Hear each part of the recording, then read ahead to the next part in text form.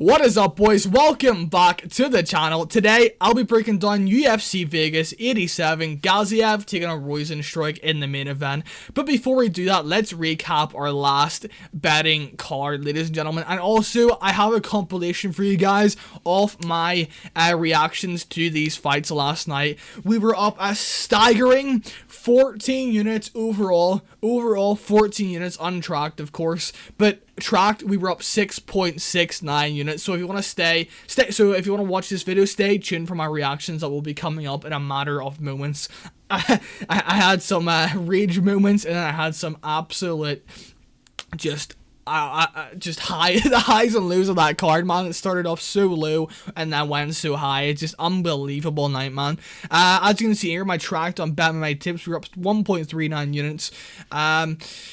You know, Prado wasn't a bad bet. It wasn't terrible. I mean, it was a good value play in the end, but Zalship just the range right there was nasty. And then, you know, man, Duncan, man, like, what is he doing? Like, I feel like he should have won that fight all day, man. I think that was a bit of a robbery decision. Like, I just don't understand how the judges gave that to Aguilar when he was almost finished in the second round from back mount, but it is what it is. We're not going to win all of the decisions like we kind of did with Dos Santos. I mean, I thought Dos Santos won, but I'm probably biased, so whatever.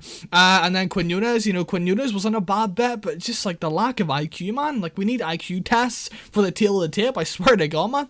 And then for our spreadsheet that I've started to track on my you know, my significant strike totals, we're 5-0 so far, ladies and gentlemen. 5-0 with an 83.33% ROI. If you want to make money, follow your boy with these tips right here, man. I mean, 9.67 units. We cashed our max bet. We are 8-8 on max bets. The max bet king right here, ladies and gentlemen. And yeah, another successful night. That makes it 5 winning nights. 5 winning nights in a row. 5 winning nights in a row. We're 5-1 for our first 6 events of the year. That 100 unit mark is going to be approaching very, very soon. So let's keep grinding, let's keep making the money, and let's keep hurting the bookies, boys. And yeah, I hope you enjoy the clips that are coming up right now. If you do, please hit the like button, hit the subscribe button, and enjoy the rest of the video. Hope you guys enjoy the breakdown. I will see you in the next one for my best bets video on Friday. Stay tuned for that. Follow me on Sicky Dolls MMA on Twitter, and have a good day, boys. See you in the next one. Peace. Yes! Come on! Woo! Plus 100 underdog! The race! Puerto Rico! Let's go! Turn me up, baby! Sometimes I get a good feeling. Please, this is split! I get a feeling that I never had before. No, I get a good feeling, yeah. It's when Duncan. Oh, sometimes I get a good feeling, yeah.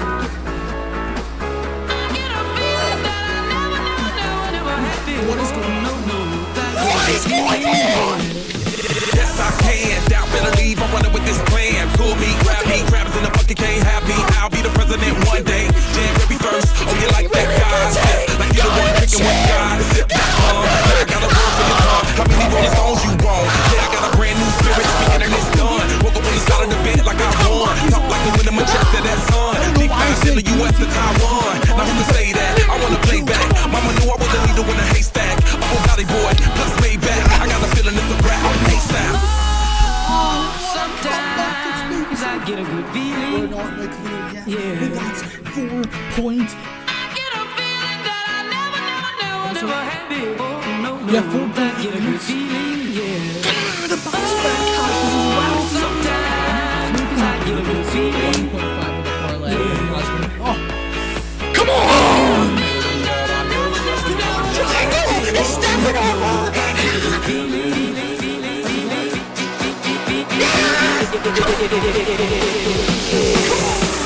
The mountain top, walk on water. I got power, feel so royal.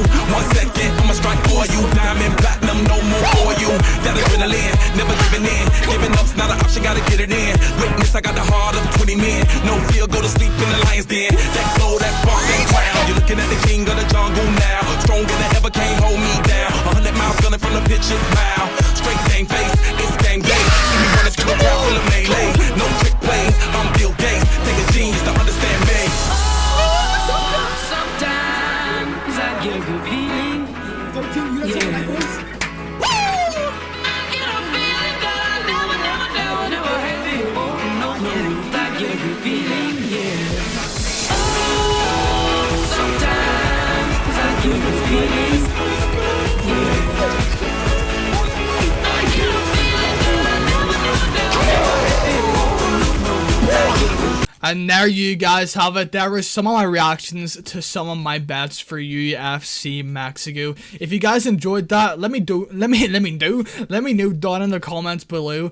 Cause I'll continue to do them every week for you guys, showing me raging to some of the bets I lose and showing how just hype I get with some of the bets I win. So if you wanna keep seeing those clips, that compilation of some of my winning and losing bets every single week at the start of the breakdown video, let me know down in the comments below, guys. 14 units untracked, unbelievable night. I've had 3 hours sleep, so you know, let me record some of these breakdowns and get to bed because I am absolutely tired. But the hype right now, man, I'm at an all-time high with this betting MMA stuff, so yeah, very happy with how it's going so far. See you in the next one, boys, for Friday with the best bets video. See you there, boys. Peace. And our first fight tonight is going to be Christian Leroy Duncan taking on Claudio Ribeiro in the middleweight division. Christian Leroy Duncan, on the outside, kind of striker, very bouncy, loads of kicks, very flashy with what he does. Not the best hands, and he doesn't really set up a lot of his spinning stuff with his hands, which can be a negative, like shown against Armin Petrosian, for example. But he is pretty well rounded, got good submission ability, some solid takedowns, good on top, solid cardio, and very dangerous in almost every aspect of MMA. And on the other hand, we have Claudio Ribeiro. This guy is an absolute powerhouse, massive power with everything he throws. Even hurt a guy like Roman Kopylov on the feet. Yes, Roman Kopylov lost his last fight to Anthony Hernandez, but I mean, that's just a terrible stylistic matchup. But, he hurt Roman Kopylov on the feet, which is very impressive, and, kind of gassed himself out and then lost in the second round by KO. But, yeah, his cardio isn't the best. I would give that to Christian Leroy Duncan if it goes longer, and I think he isn't very technical on the feet. I mean, he literally throws, he's throwing from behind him. He's like, that's how this guy's throwing, bro. I mean, he is absolutely trying to take your head off of everything he throws. And I think that Christian Leroy Duncan could sit on the outside, control the range, and pick Claudio Ribeiro out in this fight. So yeah, my pick is going to be Christian Leroy Duncan. I think he's the more technical guy on the feet, the more clean, the more slick striker, and I think he can control that range, if that makes sense. He can control the range at distance and, win this fight by probably decision, in my opinion. I wouldn't be surprised if he found a TKO, but yeah, I'm not really that impressed with Claudio Ribeiro as a fighter, to be honest. I don't think he's very technical. I don't think he's very good. I mean, yeah, I'm going to go with the more technical, the more well-rounded, and just, in my opinion, the better fighter overall. So give me Christian Leroy Duncan by decision in this matchup. And our next fight night is going to be Loik Radzhabov taking on Abdul-Kareem Al-Selwady. Gonna go with Abdul-Kareem Al-Selwady. I'm just gonna call him Al-Selwady. Yeah, I think that Al-Selwady, he is gonna be the more technical guy on the feet, in my opinion. He's gonna be the more slick striker, especially at range, and I love his consistent movement on the outside. I love the way he's always circling, always moving around like he did against George Harwick on the Dana White Contender Series fight. I just like that performance from him. Very high IQ fight from him. Very technical display of mixed martial arts from him. He's also very well rounded. He's got good wrestling, decent top control, but I would lean Loik Radzhabov with the wrestling and with the grappling in this fight. But I think that Abdul-Kareem Al-Selwady, I think that how this fight plays out is going to be on the feet, and I think he is the better fighter on the feet pretty clearly, in my opinion. Loik Radzhabov, I wouldn't even say he's that dangerous, and Al-Selwady has been finished twice on the regional scene by KO, brutal KO, but I don't really see that being a big factor in this matchup against a guy like Loik Radzhabov. He doesn't really have that kind of one-punch KO power to put his lights out in this matchup, so I think this is a good stylistic matchup for Abdul-Kareem Al-Selwady to, skirting the outside, pick him apart from range, and win this fight by decision in this matchup. Yeah, I think that if this fight gets to the ground, it will be Loik Radzhabov, implementing his wrestling and getting on top. But I do like Al-Selwady from a stylistic standpoint in this matchup to win this fight by decision. I played him for 2.3 units at -138 on Betway. So yeah, pretty confident that Al-Selwady gets this fight done against Loik Radzhabov in this matchup. And our next fight is going to be Javid Basharat taking on Aiemann Zahabi. Javid Basharat, this guy's a very bright prospect in the 135 division. Very good in every aspect of MMA. Good wrestling, good jiu-jitsu on top, very nasty on top. I love the way he transitions on top, and he's very good at range on the feet. I like his boxing, I like his leg kicks, and I like his overall creativity on the feet as well. Aiemann Zahabi, mostly a striker, does have some grappling, but not really. I mean, he's more of a striker, and I just think he's outmatched in this matchup, to be honest. Javid Basharat, I think he's better on the feet. I think he's more technical on the feet, and I think he has the range in this matchup on the feet. I don't really understand the matchmaking in this. I think that Javid Basharat should probably be facing a top 15 guy at this point. Aiemann Zahabi has looked solid after coming back after that 3-year layoff. Has found a couple KOs in there, and been a sizable underdog in 3 of his wins. So yeah, he's doing something right since coming back, but I think that this step up in competition from who did he fight last? Arishi Lang, that's a big step up in competition right here for Aiemann Zahabi to face Javid Basharat. I think that Javid Basharat has too many tools in his arsenal, too defensively sound, and just too technical for him on the feet with the kicks and range and boxing. So give me Javid Basharat by decision in this matchup. I think it's going to be a pretty clear 30-27 here. Wouldn't be surprised actually if he found a submission, but I am going to go with Javid Basharat by decision in this matchup. And our next one is going to be Vinicius Oliveira taking on Yanis. Yeah, I'm not even going to try and say that name. I'm going to side with... I don't even know. This fight's really hard to pick. I feel like Oliveira is going to be the more dangerous striker on the feet. He is very dangerous early on. The way he throws, the spinning stuff, the jumping stuff that he throws is very dangerous for the guys in the first round. I think he has 12 first round KOs in, I'm pretty sure in his entire career. Let me just check that real quick. Yeah, 12 first round KOs. So this guy's very dangerous early on. Wild striker. And I'm not very sure about this guy's cardio, man. I think his cardio is very suspect, which may play into Yanis's favor in this matchup. That's why I'm not very sold on this guy Oliveira to play him at -175 at his UFC debut, and he's been finished 3 times out of his 3 losses by KO. So I'm just not sure about this guy. I think that this guy could be a bit of a fraud alert, in my opinion. 90% of people are picking him on Tabology right now. 90% Oliveira, 10% Yanis. So I'm just not very sure on Oliveira just yet, man. I think this guy could be a bit of a fraud, and Yanis on the other side, technical striker, but I do think he will be trying to look to clinch up and take this fight to the mat. I don't think standing with Oliveira early is a good idea. I think that he'll be putting himself in massive amounts of danger, but I think that Yanis is probably the more slick striker, the more technical striker on the outside. And I think he can win this fight. I really do after the first round. If he survives the first round, he's never been finished by TKO. Yes, his last fight was by TKO, but it wasn't really. I mean, it was such a weird stoppage. He wasn't even hurt. It was just I don't even know that you just go watch it. That was such a weird stoppage against William Gomez in his last fight. One of the weirdest stoppages I've ever seen in the UFC.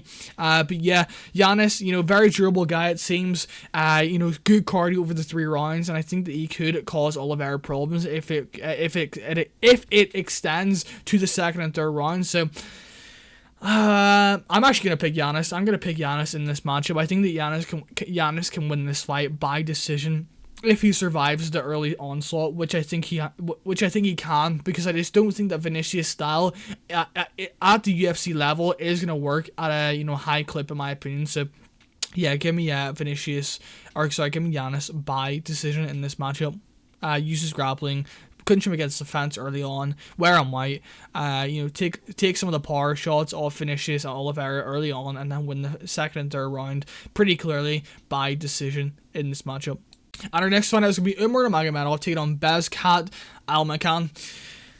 Just going to keep this brief, ladies and gentlemen. There's a reason why Umar Nurmagomedov is an minus 800 favorite, and he's going to dominate this fight. Bekzat is dangerous on the feet, though, so he could win this fight, maybe by KO early on, but I just doubt it so much, man. If Umar gets on top, this is going to be a night and day difference from what Bekzat's been fighting on the regional scene. When Umar gets on top, I do see him finding a submission pretty early on in this matchup.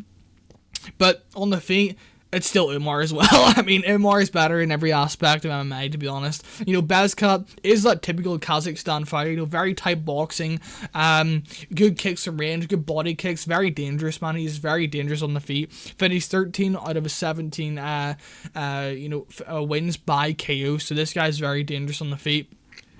But Umar Nurmagomedov is just another level, man. I mean, this guy's a future champion, and, you know, he's a minus 800 favorite for a reason. So there's no point me breaking this fight down, from a technical aspect. You know, Umar Nurmagomedov, when he gets on top, it will just be a different level from what Bekzat has fought in his entire life, and probably will be the highest level he's ever fought in his entire career when he's done MMA. So yeah, Umar Nurmagomedov by submission, round 1, in my opinion.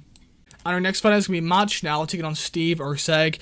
Matt Schnell, I actually like this guy. I like this guy as a fighter. You know, he doesn't have the best chin, but he will take one to land a few, and he's a tough guy. He's a tough guy, loads of heart. And, you know, I picked him against Sumadarji at like plus, what was his odds there against Sumadarji? Let me just check this real quick. Sumadarji, come on. He was a plus 220 underdog. I picked Matt Schnell to submit Sumadarji in his last win, and yeah, that was a great pick for me there. And, you know, this guy's tough, not the best chin. I wouldn't say his striking defense is there anything to be desired of, and I think that on the feet, he is okay. On the ground, I actually like him on the ground. His submission ability, I like the way he hunts for submission on the ground, and I do like his overall cardio. But Steve Erceg, on the other hand, I think this dude is going to be able to win this fight pretty comfortably. I think that Steve Erceg on the feet is going to be the more technical guy. I think he'll be able to keep this on the outside from range and kind of just jab him with his straight punches. Keep me on the outside with his straight punches, with his jab and straight, and yeah, win this fight by decision. I think that the kicks as well from Steve Erceg, his movement on the outside, just, you know, pop shot him from the outside the entire fight. Matt Schnell is not really a good a guy that, you know, is able to avoid these strikes from the outside very well. So I think that Steve Erceg, with the accuracy that he has, with the technical ability from the outside, will be able to win this matchup pretty comfortably, and I think he is a safe parlay piece, about minus 300 to 400 range. I would parlay him at. Anything above that, I would not be parlaying Steve Erceg. But yeah, gonna go with Matt Schnell, Steve Erceg. Matt Schnell does have probably a cardio advantage in this matchup. We saw Steve Erceg, you know, kind of gaslight in his last fight. So if it does go late, I could see Matt Schnell having success, but I think that Steve Erceg, even if it goes late, he's probably just gonna sit on the outside, uses, like I said, technical striking, and win this fight pretty clearly by decision, in my opinion. Next fight tonight is going to be Raul Rosas Jr. taking on Ricky Turcios. This fight is weird. This fight is very weird, to be honest, but I think that Raul Rosas Jr. should win this pretty comfortably, man. I am not high whatsoever on Ricky Turcios, who's coming off that win versus Kevin Natividad. Jesus, sorry, I'm like burping. I just had like a monster to keep me awake. Currently, 1:42 a.m. Doing a breakdown, so yeah. I think that Raul Rosas Jr. is going to be the way better fighter on the feet. Even in his last fight against Terrence Mitchell, you know, Terrence Mitchell sucks. He's awful. Terrence Mitchell is terrible at fighting, but I feel like Raul Rosas Jr. showed evolution in his stand-up game, and from the snippet we've seen of that matchup, I think even his striking against Ricky Turcios should be enough. I think he is the way more technical striker. I think he's going to be better on the feet by miles, and I think he'll be the more dangerous striker. I think he'll be able to hurt Ricky Turcios. He is very hittable, he is very clippable, and he has been dropped and rocked in the past. And, you know, if Ricky Turcios is able to get this to the ground, I don't really see it being successful for a long time, because, you know, Raul Rosas Jr. is nasty on the ground. This kid's really, really good on the ground. So started as BJJ type fighter, and, you know, showed us glimpses of very good grappling in the past. You know, looking back at him losing to Christian Rodriguez, C-Rod, not a bad loss to take, man. Not a bad loss. C-Rod is a very good prospect. You know, beat a guy like MSP, Cameron Simon. So, not a bad loss. Looking back on it, you know, people memed him for it, losing to like a plus 300 underdog. But, you know, C-Rod, looking back at it, wasn't the worst performance possible. So yeah, Raul Rosas Jr., I think that he will be the guy making the way better improvements here. I think that Ricky Turcios isn't really UFC level. He's bottom of the barrel bantamweight division level, and even on the ground, I could see Raul Rosas Jr. winning the minutes, controlling Ricky Turcios on the ground, and winning this matchup by decision. But yeah, I'm going to go Raul Rosas Jr. by decision. I think he is a safe parlay piece, and I think the UFC know what they're doing by giving him a guy like Ricky Turcios. So yeah, give me Raul Rosas Jr. by decision in this matchup. And our next fight is going to be Alex Perez taking on Muhammad Mokaev. Alex Perez, this guy's pretty good in the feet. Very nasty leg kicks, probably the best leg kicks in the flyweight division. And, you know, decent on the feet with his boxing, with his hands, very quick. Pretty big for the division. I don't even know if this fight's going to happen, to be honest. I mean, this guy seems to pull out every other fight, to be honest. I mean, this guy's pulling out basically 1 in every 3 fights, it seems. 1 in every 2 fights. So, who knows if this fight is going to happen. But if it does, I think Muhammad Mokaev wins this matchup. I think Muhammad Mokaev possibly will struggle early on to find the takedowns. But if he does find the takedowns, I think Alex Perez probably scrambles to his feet. And, you know, lands the better shots on the feet, possibly. But after round 1, I think that Muhammad Mokaev slowly starts to take over the fight, slowly starts to wear on Alex Perez's gas tank, and starts to, you know, slowly just get him to the ground, and Alex Perez is stuck on bottom for, you know, the majority of the round. And I do see Muhammad Mokaev winning this matchup by round 3 submission, like I called against Tim Elliott. I called Muhammad Mokaev by submission round 3, and I bet that at plus 1,000. What a bet that was. And yeah, I think that Muhammad Mokaev's going to be able to do the same thing. You know, Muhammad Mokaev gets better as the fight goes on, and I'm not sure that is the case for a guy like Alex Perez. As we've seen, he has slowed down and cuts up it's just an absolute boatload of weight. So yeah, give me Muhammad Mokaev by submission. And also Alex Perez has been submitted so many times in his career, so yeah, he has definitely a lackluster submission defense game. So yeah, give me Muhammad Mokaev by arm triangle round 3. And our next fight, what is this fight, man? Eryk Anders taking on Jamie Pickett. Eryk Anders, you know, this guy actually has improved on the feet quite a lot. His kicking game has absolutely improved leaps and bounds since he first got into the UFC, and this guy's very durable as well. You know, on the feet, I like his leg kicks here. I like you know, his longer range striking. I just think he's way more technical than Jamie Pickett. You know, Eryk Anders isn't very technical at all, and even his wrestling in this matchup will probably be enough to beat a guy like Jimmy Pickett. I think he's the overall better fighter, and on the other hand, you know, Jimmy Pickett, this guy's not very good, man. I don't really see how he wins this matchup. You know, it's KO or bust. I don't really see him KOing a guy like Eryk Anders, who's very tough, very durable, can take a big shot on the chin. And I think that Eryk Anders is going to be able to win this fight pretty comfortably by probably decision. I think that Jimmy Pickett is pretty tough overall, but I just don't really think he's very good at this level. I mean, what is he, 0-5 in the UFC? You know, this guy's not very good whatsoever. I think that Eryk Anders is clearly the better striker, clearly the better wrestler, clearly the better grappler, probably the better cardio, definitely the more durable fighter. And yeah, I think that Eryk Anders is definitely a safe parlay piece. I have him parlayed up with Mateusz Gamrot for UFC 299. So yeah, give me Eryk Anders by decision in this matchup. And our next fight is going to be Vitor Petrino taking on Tyson Pedger. Vitor Petrino is a guy that I'm looking to fade very soon. You know, I actually have bet on Vitor Petrino in basically all of his fights so far. Let me just check. Anton Turcios, I bet him. Marcin Prashno, I parlayed him. And Modestas Bukauskas, I parlayed him. I think this guy is pretty good. I think that his overall MMA game has definitely improved since getting to the UFC. He never showed a ground game before the UFC, really, and his submission ability also against Marcin Prashno was very you know, good to see as well. like I said, his his power on the feet is nasty. His grappling has improved so much since he's gotten to the UFC. Like I said, his wrestling is there also, and his cardio for a guy that looks like he'll gas inside 3 minutes is pretty nasty. Pretty good. And on the other hand, we have Tyson Pedro, a very technical striker on the outside. We'll want to keep it at range, land the bigger shots, land the deep kicks to the body, land the kicks to the legs, snipe you from range with his 1-2s, straight punches. But I think that Vitor Petrino wins this fight all day, in my opinion. I think that Vitor Petrino has multiple paths to victory, in my opinion. I think that he can win this through his grappling and wrestling.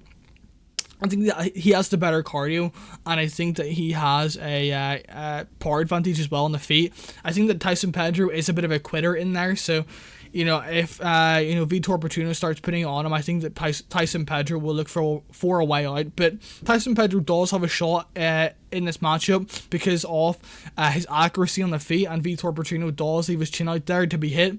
But I think that Vitor Petrino, with his overall MMA game, is going to be able to win this fight by submission round 2. And on to the main event of the evening, Jairzinho Rozenstruik taking on Shamil Gaziev. What is this fight, man?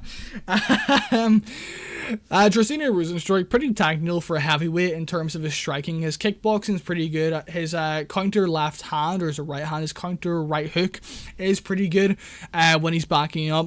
And yeah, he's very powerful. One of the more powerful guys in the heavyweight division. And on the other hand, we have Shamil Gaziev. I mean, this guy I'm not sure about this guy. I think that this guy is not very good. His cardio looked very suspect against Dana White in the Dana White Contenders fight. Like, this dude was literally breathing like this in the post-fight interview he did. I mean, this guy was absolutely cooked, and it was a 2-minute fight. And in his next fight, he looked so much better. His cardio actually, seemed pretty good, and he was in better shape. So maybe it was just a bad training camp for him. But yeah, he looked pretty impressive. I actually bet Martin Biday there, so terrible bet from me there. But Shamil Gaziev, good wrestling, good ground and pound, will look for submissions on the ground as well, and very heavy on top once he gets it there. He is going to be the pick because I think that Jairzinho Rozenstruik, he does have some okay takedown defense, but when he is taken down, I think that his grappling game to get back up to his feet and find a sweep isn't very good. And I think that Shamil Gaziev on top is going to be just nasty. He'll be looking to step over. We'll be looking for dominant positions, and we'll be trying to finish this fight pretty early on. So I think that Shamil Gaziev does find a TKO in the first round just by getting a mount or something and pointing away on Jairzinho Rozenstruik. But if he doesn't find the takedowns early on here, man, I think that Shamil Gaziev could literally gas out, and Jairzinho Rozenstruik could literally win a decision. I'm not even trolling either. I'm not even joking. I think that this fight, if it's not early, I think this fight literally could go to decision. I just spy everywhere. I think that this fight could literally go to decision. I think that both guys could be so gassed early on that they're literally it's just sort of Jairzinho Rozenstruik touching him, leg kick, touching, leg kick, the entire 5 rounds and winning a decision. Like I said, I would not be surprised if this goes to the decision, but I am going to pick Shamil Gaziev to get on top early, round 1, and find a TKO. But this guy's not very good, man. He's not very good, and he will be exposed very soon here. But yeah, there was my UFC Vegas 87 breakdown. If you guys enjoyed that, hit the like button, hit the subscribe button, and yeah, I will see you in the next one Friday for my best bets video. Enjoy the rest of your week. Have a good day. Peace. See you there.